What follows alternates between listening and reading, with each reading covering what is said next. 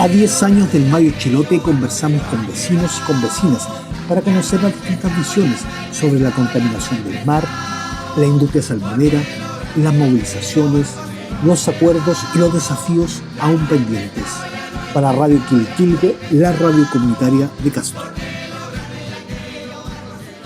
A todos, bienvenidos. Aquí estamos una vez más transmitiendo un programa del 10º conmemoración del Mayo Chilote. Recuerde que nosotros ya llevamos bastantes entrevistas a personas que tuvieron un rol en el Mayo Chilote. Y en este día tenemos un invitado muy especial. ¿No es así, Claudio? ¿Tú nos cuentas? Hola. Sí, para todos los auditores de Radio Quilquilgue, estamos en esta conmemoración de los 10 años del Mayo Chilote y hoy día estamos conversando con Fray Julio, que en el 2016 era párroco de la iglesia San Francisco en Castro, y lo vimos varias veces en alguna asamblea, y lo vimos también junto a la comunidad cristiana, llevando alimentos, haciendo actividades de solidaridad con las personas que en ese momento lo estaban pasando mal. Hola, padre, ¿cómo está? Hola Claudio, hola Jorge, qué gusto saber de ustedes. Claro. Después de tantos años, Dios los bendiga mucho. Eso, Gracias. muchas gracias. Padre, ¿cómo recuerda usted esa situación de mayo del 2016, donde empezaron a parar los mariscos, donde hubo marea roja, donde hubo mucha gente que no pudo trabajar producto de la complejidad que tuvo el mar, y vino una consecutiva de movilizaciones sociales tanto en Quellón, Ancud, y luego se sumaron las comunas del centro, y hubo una importante movilización en todo Chiloé? ¿Cómo recuerda ese momento, padre? Sí, ciertamente, haciendo memoria, uno se pone viejito, pero haciendo memoria, la situación fue muy difícil para Chiloé y cada vez fue más compleja. Yo me recuerdo que los monitoreos de marea roja comenzaron en un sector de la isla y cada monitoreo iba creciendo el área afectada. Llegando incluso hasta el fiord, hasta el interior del archipiélago. Me recuerdo momentos muy difíciles, muy complicados para todos. Y también momentos donde se descubrieron que de alguna forma la acción humana también afecta el ecosistema. La acción humana afecta y daña nuestro entorno. La acción humana finalmente es responsable de la situación que vivimos.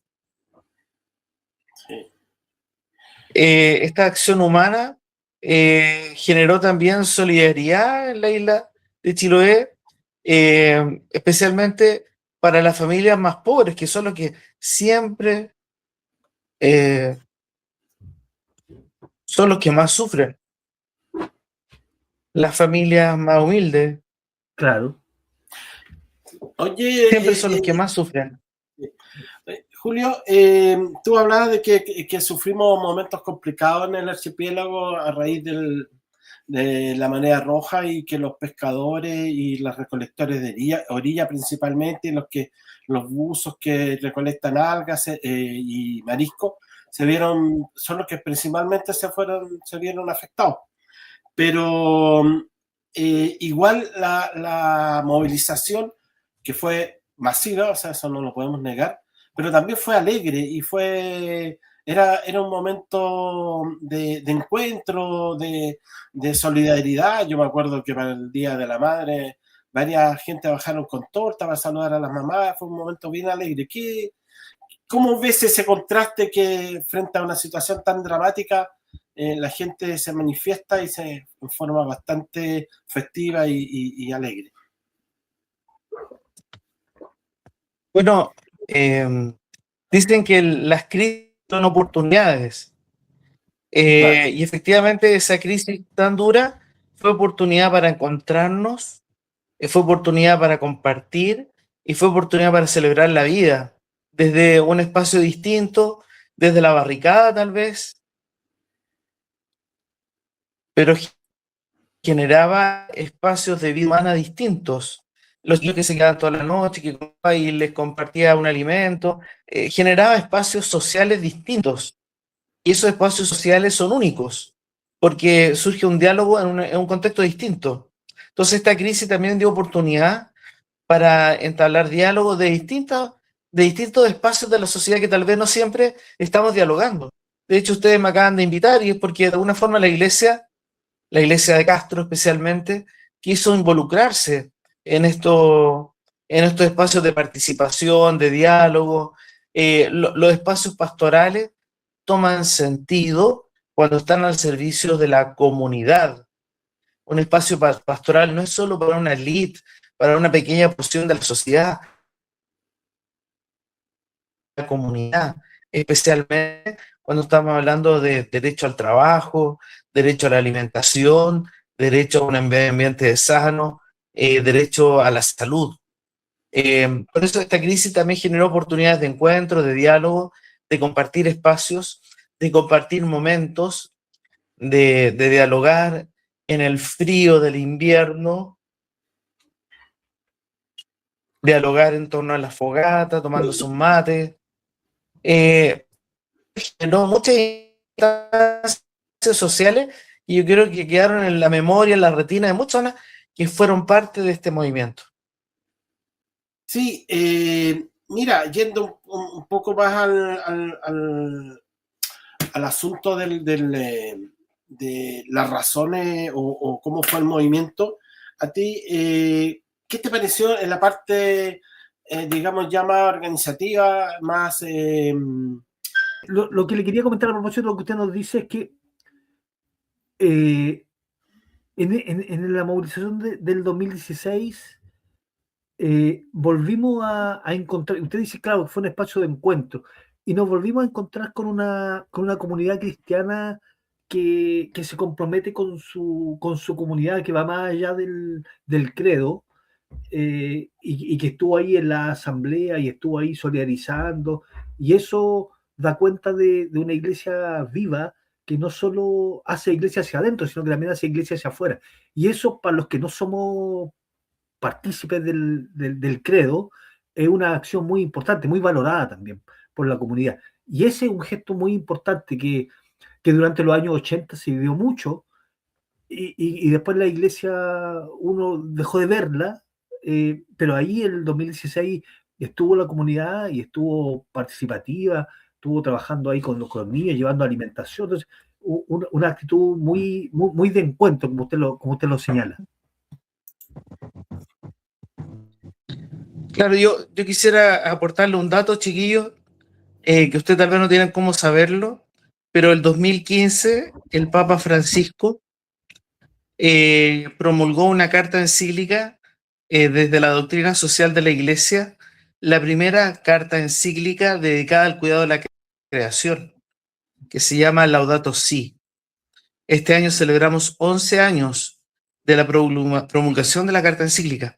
Entonces, cuando surge este problema en Chiloé, nosotros tenemos la animación directa del Papa, que nos invita a cuidar de la creación, a cuidar de la casa común, y el Papa lo hace a partir del cántico del Hermano Sol de San Francisco, que ojalá algún día ustedes pudieran acceder a ese cántico, un bello poema de dialecto umbro del siglo XIII, en donde se habla de la fraternidad universal. San Francisco se refiere al sol como hermano, a la luna, a las estrellas, al agua, a toda la creación. Entonces, esta intuición tan profunda de San Francisco, de la fraternidad universal, de que todos somos hermanos, esa intuición es muy franciscana y la toma el Papa y nos invita también al cuidado de la casa común. En ese contexto nosotros no podíamos no actuar de otra forma. Tenemos el apoyo magisterial, tenemos la espiritualidad franciscana. Hay un problema que hasta el día de hoy se desconoce. O sea, hasta el día de hoy yo veo con horror, con mucha dificultad, con mucho dolor, que todavía hay un sector de la sociedad que lo niega. El daño profundo que hace la acción humana en los ecosistemas y también en la sociedad humana. Correcto. Esto a partir de la ambición de creer que las economías crecen a partir de la economía que extrae recursos naturales como que si fuesen infinitos. Sí, sí, sí. Y eso aún no, o sea, en vez de ir, digamos, avanzando en ese sistema, parece que fuéramos retrocediendo, porque en el mundo hay administraciones gubernamentales que van retrocediendo en ese aspecto. O sea, piensan que, como tú dices, que pareciera que los recursos son infinitos, y además un homocentrismo, digamos, de que el hombre es el dueño de la naturaleza y tiene el derecho de depredarla. Y eso en el mundo está avanzando muy fuerte en varias partes, y eso nos pone en peligro. Así que el trabajo, yo creo que va a ser más fuerte, tiene que ser en ese sentido. Hay un teólogo brasileño que fue franciscano, después dejó la orden, Leonardo Boff, que ha devenido en una reflexión ecológica, y él tiene una comparación muy bonita respecto del lugar del hombre en la tierra. Él dice que nosotros estamos llamados a ser un hortelano, como aquel hortelano que cuida de las verduras, de lo que la tierra regala en el huerto. Nosotros estamos llamados a cuidar de un huerto, ese huerto que es la casa común, como lo hace un hortelano, no a destruir el huerto. Y eso, que esencialmente es una instalación ética, hoy día el mundo, el paradigma economicista lo niega, porque sale con su discurso constante de crecer, de crecer.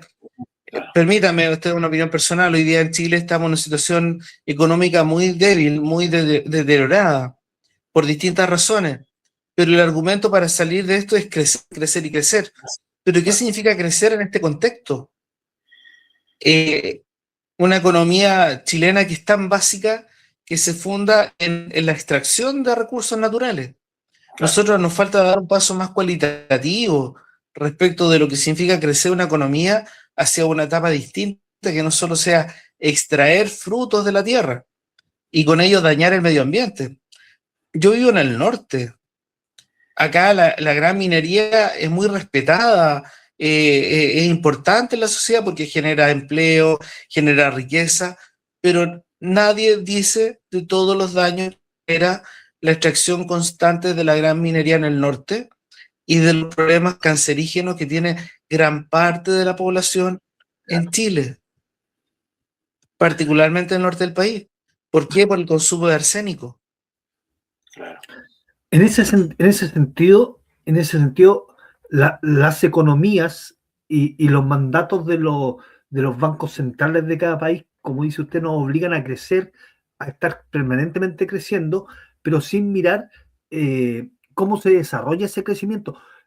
Por ejemplo, cuando miramos el conflicto de mayo del 16, y uno dice, claro, la mayoría de las empresas salmoneras no son chilenas, algunas tienen capitales europeos, pero cuando hacen siembra de salmones en Noruega o en Europa, lo hacen con un nivel y una pulcritud muy alto, con un estándar muy alto, que no es el mismo que aplican en Chile, porque claro, Chile es un país del tercer mundo, donde las autoridades públicas y políticas no ejercen un control fiscalizador, y me imagino que pasa lo mismo con la minería. O sea, en la minería hay un gasto de agua, hay una producción de arsénico, hay niveles de contaminación que seguramente los estados no están vigilando al dedillo, como pasa en otras latitudes. Y en ese marco, ¿cómo vive ustedes la iglesia que se preocupa por la naturaleza a partir de los mandatos de la orden franciscana? Y cómo miran esta contradicción entre el crecimiento de la economía, que la mayoría de las veces lo que genera también son bolsones importantes de pobreza? ¿Cómo se vive esa contradicción? O sea, la iglesia, a partir de la doctrina social y que el magisterio de la iglesia manifiesta, es que estamos invitados a compatibilizar el crecimiento con los derechos naturales de todas las personas, ¿ya? Eh, hay una enseñanza de los padres de la Iglesia.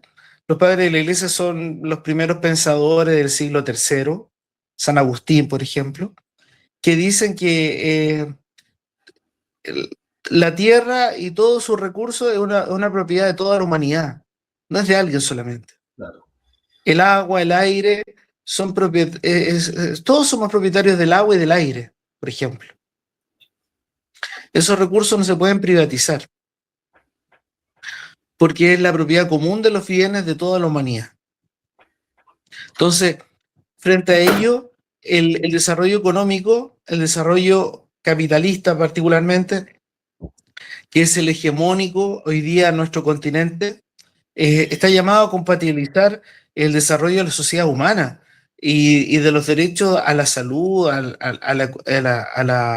la educación, el derecho a la vivienda de toda persona como un derecho. Entonces, es buscar esa ecuación que no pasa por la teoría del chorreo, que hoy día se está reinstalando. Correcto. No pasa por eso. Yo no soy economista, pero escucho, leo, y hay cierta consenso que el chorreo no basta. No basta para generar justicia social. Hoy día vemos un mundo muy violento, un mundo donde la guerra lacera muchas comunidades en todas partes.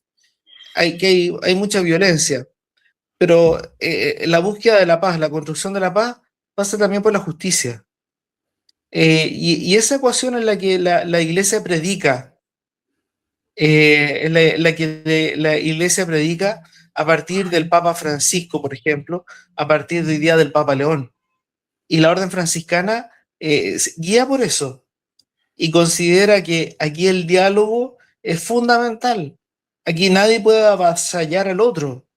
Los pensamientos hegemónicos ya pasaron. Nosotros por mucho tiempo creíamos que la cristiandad dominaba el mundo y nos equivocamos profundamente. Hoy día estamos llamados a dialogar, a ponernos de acuerdo, buscar ejes de comunión, puntos básicos. Alguien le llamó mínimos comunes para generar una sociedad sana. Y eso está en la intuición de San Francisco. Perdone, no quiero darle la lata, pero fíjense que en el siglo XIII Occidente va a los lugares santos, lo que llamamos la cruzada, se encuentra con el mundo islámico y en esa guerra terrible aparece un hombre que cruza toda Europa, llega a Oriente, lo confunden como un maestro sufí y logra encontrarse con el sultán, y ese es San Francisco. En medio de la guerra, San Francisco encuentra un diálogo con el sultán.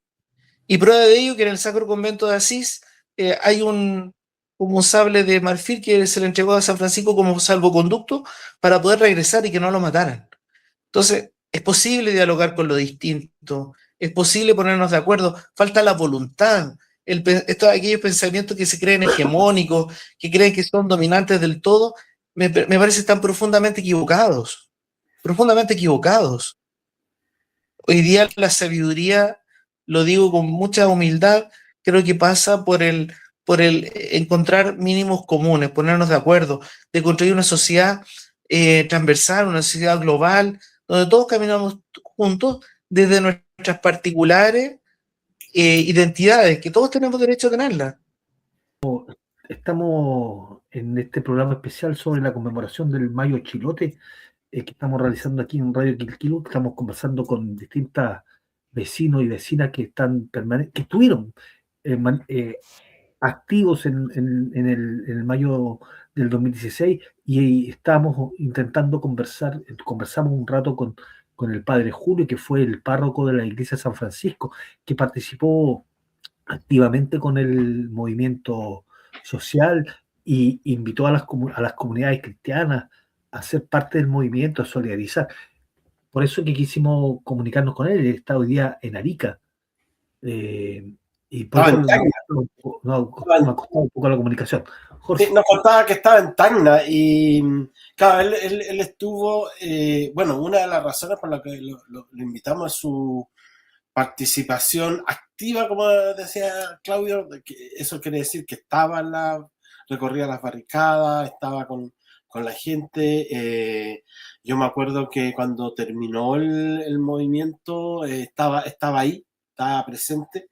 Entonces es un actor relevante y además, claro, como dice Claudia, la iglesia tuvo un papel importante. Todas las reuniones que teníamos con respecto a cómo coordinábamos, cómo seguíamos con el movimiento fueron en el salón parroquial de la iglesia de Castro, que pertenece a la congregación de los hermanos franciscanos, donde pertenece el párroco. Y a él lo conocemos personalmente, directamente. Por eso que creíamos que es una persona importante y, claro, nos cuenta lo importante que tiene el rol preponderante que tuvo la iglesia en ese momento, con ese signo que nos hablaba el padre Julio de la casa común. Me gustó ese término, el cuidado de la casa común. Oye, interesante el concepto que aflora desde el mundo franciscano, de la casa común, del espacio común, que no es propiedad de nadie, sino que es un espacio colectivo. Interesante, bonita lo otro que me llamó harto la atención es que referente a la encíclica del Papa, que hablaba a cuidar la creación. Y eso es muy profundamente, ahí está el padre. Es muy profundamente católico y me llama la atención porque en este momento tenemos una administración que es profundamente, que se dice, perteneciente a la iglesia y que participa en la iglesia. Y hay como un contraste en esto del llamado a cuidar la creación. Y como estábamos conversando con Julio, que nos acaba de ingresar, que en estos momentos se están abriendo todas las puertas para que las depredaciones continúen. O sea, están eliminando, hablan de la permisología como si fuera algo demoníaco que hay que eliminarlo, y es un poco lo que nos va cuidando. O sea, es lo que permite que nos cuide al medio ambiente y a su vez nos cuida a nosotros mismos. Julio, está de nuevo, sí, todavía lo había perdido un rato. Un problema técnico. Sí. Oye, pues estamos contando lo que nos llamaba la atención, las cosas que había señalado, y principalmente esto de la casa común y el concepto de la casa común y el que más me llamó la atención y que es muy cristiano, el cuidar la creación. Y comentamos que en estos momentos las administraciones son muy de fervientes de seguidores de la iglesia, pero sin embargo siguen abriendo las puertas para que las empresas sigan depredando y sigan secando los recursos que tenemos. Sí, eso es lo que tú señalas, es una realidad. Dentro de la iglesia hay diversidad de pensamiento. Sí. No todos los católicos son iguales. Sí. No todos los cristianos evangélicos son iguales. Claro. Y cada uno tiene también el derecho a tener su identidad y su pensamiento. Eso es un derecho fundamental de cada persona. Sin embargo, yo lo manifiesto con dolor, porque cuando el Papa Francisco, y aquí hablo como un sacerdote, cuando el Papa Francisco instala una enseñanza magisterial en una carta de encíclica, Laudato Si, donde está hablando desde la cátedra, ¿ya? Claro. Y manifiesta que debemos vivir una conversión ecológica, o sea, reconocer que hemos pecado y estamos llamados a convertirnos, a cambiar hacia una espiritualidad ecológica que cuida la casa común.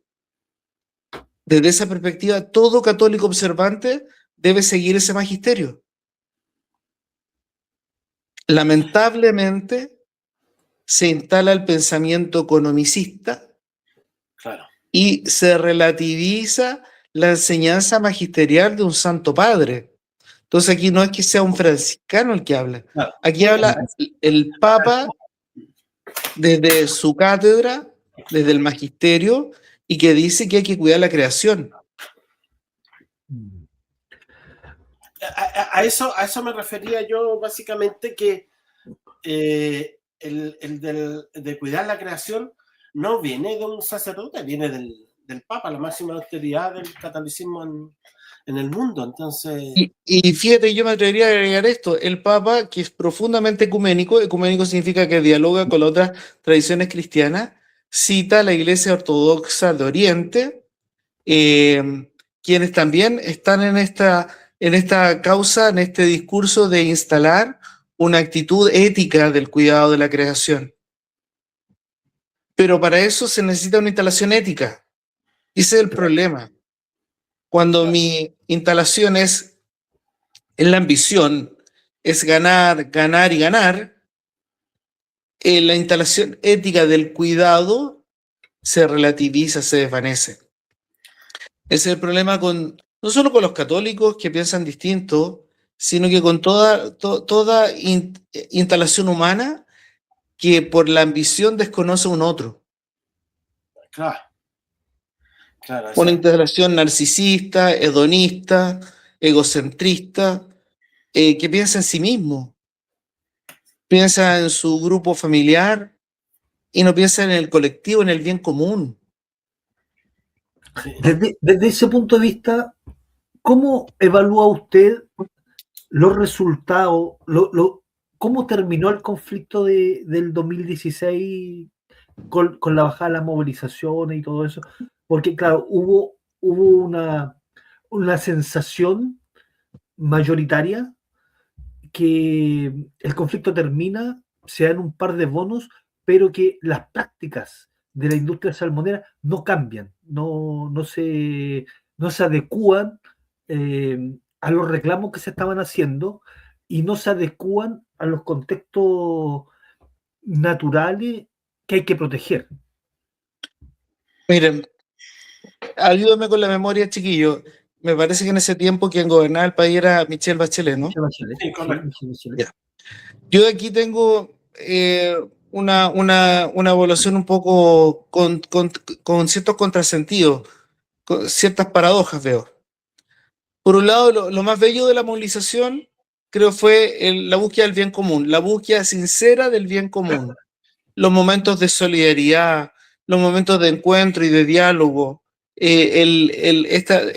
algo que es tan importante para el chilote, que es la identidad cultural a partir del patrimonio arqueológico, marítimo, arquitectónico, religioso, musical. Me recuerdo cuando en las distintas barricadas llegaban los chiquillos con sus instrumentos para hacer pasacalle, para animar, teníamos encuentros musicales también.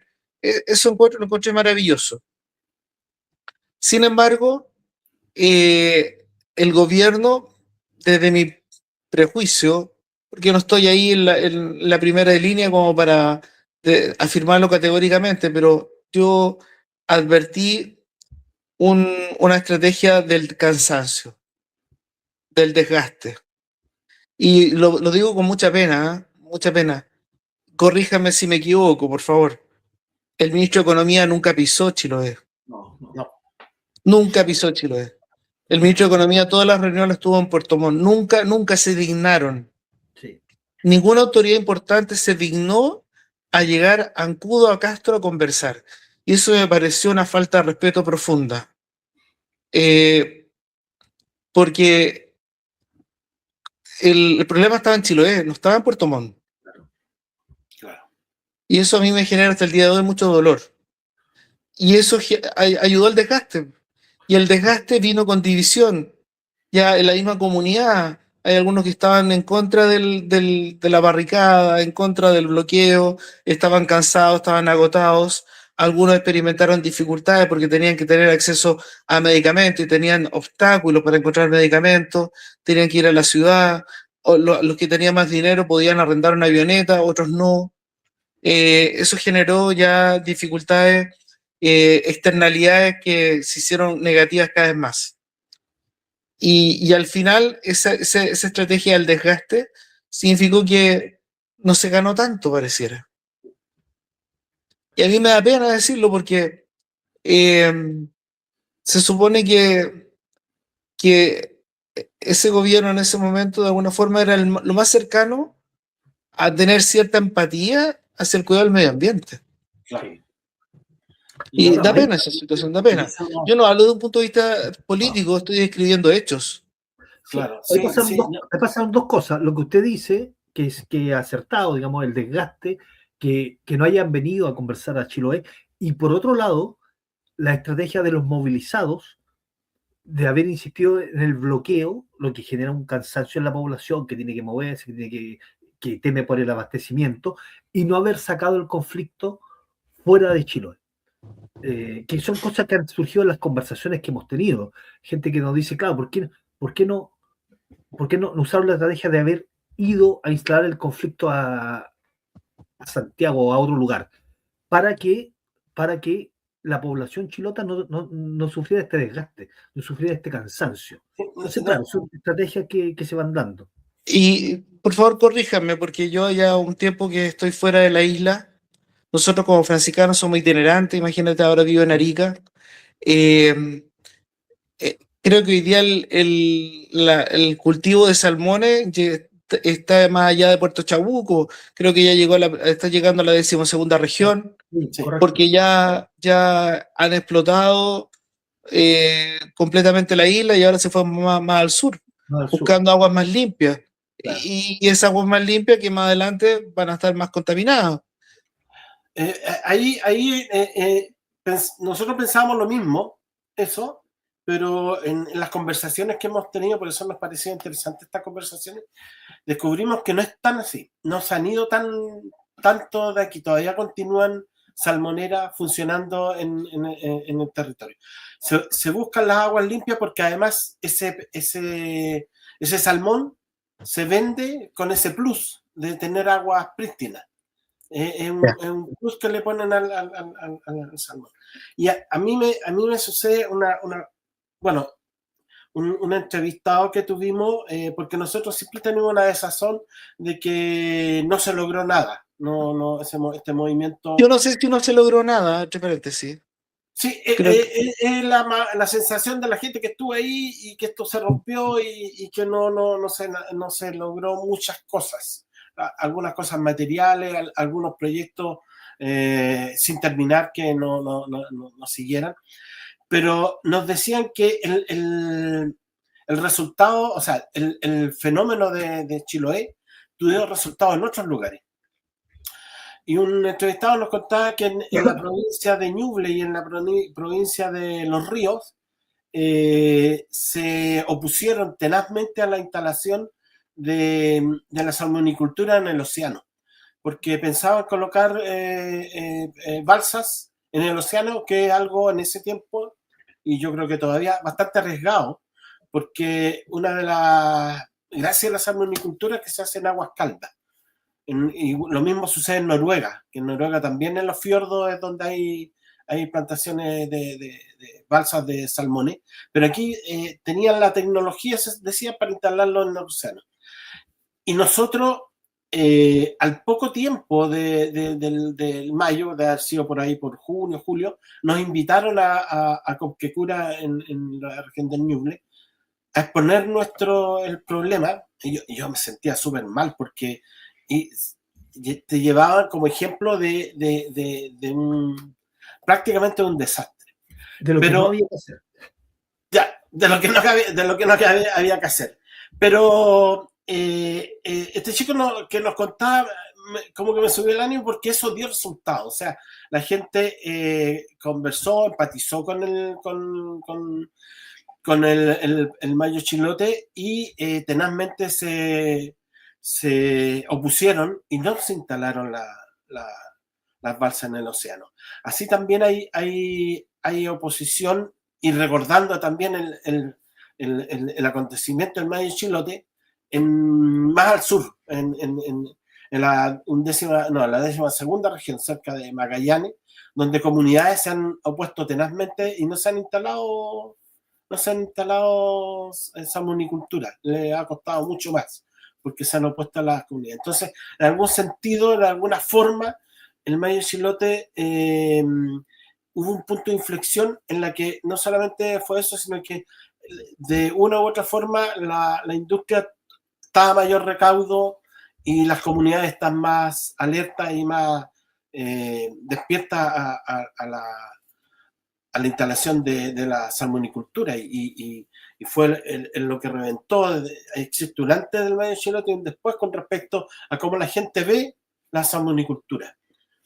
¿Te parece? ¿Qué te parece eso que hemos ido recogiendo en estas conversaciones? Me parece muy interesante porque le agrega un valor pedagógico a la movilización. Claro. Enseña algo a un tercero. Un Sí. tercero se ve beneficiado de una enseñanza. Fíjate que yo, la verdad, no estoy tan de acuerdo en que la movilización quedó en nada, porque entiendo yo que estos son procesos humanos que tal vez no son tan rápidos como uno esperara. Yo me recuerdo que cuando hicimos acá esto de la barricada, de la situación que se dio el 2016, muchos se acordaban de cuando Chiloé se había privado. Claro. Y eso había pasado, creo que 6 u 8 años antes. Entonces, estos son acontecimientos, hitos históricos en la isla que hablan de un proceso. Y ese proceso yo tengo la esperanza, soy un cristiano, vivo de la esperanza, de que las generaciones más jóvenes vayan aprendiendo del cuidado de la creación a partir de su propia historia, a partir de lo que cuenten, por ejemplo, lo que tú, yo sé, Jorge, tú eres abuelito, de lo que tú le cuentes a tus nietas, de lo que su hija, de lo que tu hija le cuente a sus hijos, y que vaya generando, instalando esta semilla que transforma comunidades. Esa es la esperanza que uno tiene. Tal vez los procesos no son cambios inmediatos, uno los desearía inmediatos. De hecho, hoy día la urgencia del cambio climático, del calentamiento global, hace que respondamos de manera urgente. Lamentablemente no es así. No hay tiempo para el cambio también, pero uno esperará de que al menos las generaciones jóvenes vengan con una instalación ética distinta de la que uno ve y advierte en las autoridades líderes de muchas naciones. Correcto. Claudio, Sí, interesante reflexión desde la perspectiva de los aprendizajes, pero también interesante conversación desde la perspectiva de la reflexión cristiana centrada en la creación. Me parece muy bonita la reflexión que nos comparte. Padre Julio, queremos agradecerle la conversación y el contacto que tuvo. Está al otro lado de Chile, en Arica. Nosotros estamos en Chiloé, estamos a más de 2.000 kilómetros, y por la voluntad que tuvo, por su participación en los procesos, por esta forma de construir comunidad que nos hace mucho sentido, y nos recuerda a tantos curas, amigos y hermanos que tuvimos en los años 80 y que fueron transformadores. De hecho, hace pocos días despedimos a uno ahí en la iglesia de San Francisco de Castro. Padre, no sé si queda algo en el tintero que le gustaría contarle a la comunidad de Chiloé aquí a través de Radio Quilquilhue. Primero, agradecerle la invitación, chiquillos. Hace muchos años que no veía a Jorge. Agradecerle la invitación. Yo tengo los mejores recuerdos de Chiloé, una comunidad bella, con una cultura, con una impronta muy propia, que hace de que sea un lugar único en el país. Y acá en Arica tenemos los mismos desafíos de construir la paz desde el pensamiento distinto, por medio del diálogo, cuidar de la creación, cuidando del agua. Chiloé, aunque está en el sur de Chile, también tiene problemas hídricos, también tiene dificultades con el agua. Hay que cuidar el agua, es un recurso natural, el agua cada día que Dios nos regala, y también es una oportunidad para ir construyendo sociedad a través del bien común. Y eso exige generosidad de parte de todos nosotros. Y hoy día nuestro país yo creo que necesita generosidad, una visión de esperanza, no de dominantes, no de poderes hegemónicos, sino que reconocernos que somos diversos, pero cuidar esta porción de tierra que Diosito nos regaló para ser una comunidad pacífica, transversal, horizontal, y que también recibe con hospitalidad al migrante y no se le estigmatiza como un delincuente. Hay muchas cosas que tal vez podemos ir conversando, pero yo agradecerle principalmente la invitación a dialogar. Dialogar, estos son espacios de esperanza para mí. Y es importante eso que dice, por reconocer a uno en el otro. Y eso es un poquito el sentido que tiene esta radio. Nosotros siempre hemos dicho, no hacemos entrevistas, conversamos. Y el sentido de Radio Quilquilhue es construir comunidad.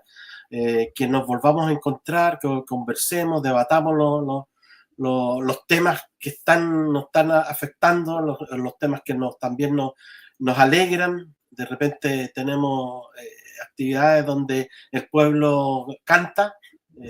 Un ejemplo es el barrial de la población Manuel Rodríguez, que también es parte de hacer comunidad, pues de compartir momentos alegres y también de reflexionar sobre las cosas que nos afectan y nos duelen. Te queremos agradecer, Julio, a través de Radio Quilquilhue, tu disposición. Estar hablando a esta hora también debe ser también un poco complicado y tú estás bastante lejos, así que te agradecemos y bueno, nos veremos en alguna otra oportunidad, algún tema que saldrá por ahí, podremos conversar nuevamente. Gracias, Julio. Muchas gracias. Bendiciones, hermano. Dios los bendiga. Dios los bendiga y los cuide. Chao. Ya, a ti igual. Oye, esta ha sido la conversación con el padre Julio, que fue párroco de la iglesia de San Francisco en el periodo del Mayo Chilote y que tuvo una participación junto a la comunidad de la iglesia de San Francisco bastante activa en las asambleas, pero también estuvo entregando alimentos, estuvo recorriendo las barricadas, así que una mirada distinta a las que hemos recogido, porque tiene una inspiración distinta. Tiene una inspiración vinculada al mundo cristiano, con una mirada muy social y con una mirada que busca proteger el ecosistema, las comunidades, pero también el mundo en que habitamos. Así que ha sido una interesante conversación con el padre Julio. Tuvimos algunos recovecos de conexión. A rato se caía él, a otro rato me caí yo, pero bueno, ahí haremos magia para pegar esta cinta y poder ponerla al aire. Y el aire en forma completa. Sí, es bastante interesante una mirada desde el mundo cristiano, es de otra perspectiva que no la habíamos tenido en la otra, y se me ocurre a mí que como que vamos redondeando esta mirada que hemos querido dar al Mayo Chilote, que me parece bastante enriquecedor. Y hay una mirada que plantea que yo no había escuchado a nadie. Porque todos decimos, bueno, nos fuimos a Puerto Montt, ¿por qué nos llama el conflicto de Santiago? Y él dice, puta, que vengan a negociar acá, si el problema es acá. Claro. Entonces, es una mirada distinta, ¿no? Sí. Eso yo no se había escuchado a nadie. Sí. O sea, él dice, sí. A mí me indigna que no vino ni un ministro a conversar. Claro, y nosotros no vino ni siquiera el ministro, si eso fue un peloteo constante y un desgaste, como decía él, del movimiento, que se fueron desgastando con tantas reuniones para allá y para acá, ir alargando el proceso. Bueno, estábamos en un gobierno que sí había tenido relaciones con los movimientos sociales, así que sabía cómo manejar este asunto, y además reconocer que el enemigo lo teníamos dentro, y eso fue una cosa fatal que nos sucedió en el Mayo Chilote. Oye, esta ha sido la conversación de esta tarde-noche ya con el padre Julio. Queremos dejar este programa hasta acá y seguir recordando que estamos en esta edición especial para conmemorar y sobre todo para conversar, para encontrar puntos de acuerdo y puntos de desacuerdo sobre el conflicto del Mayo Chilote, que está tan presente en las vidas de Chiloé y del Chiloé actual. Gracias, Jorge, y será hasta la próxima. Nos veremos en la próxima. A 10 años del Mayo Chilote conversamos con vecinos y con vecinas para conocer las distintas visiones sobre la contaminación del mar, la industria salmonera, las movilizaciones, los acuerdos y los desafíos aún pendientes. Para Radio Quilquilgue, la radio comunitaria de Castro.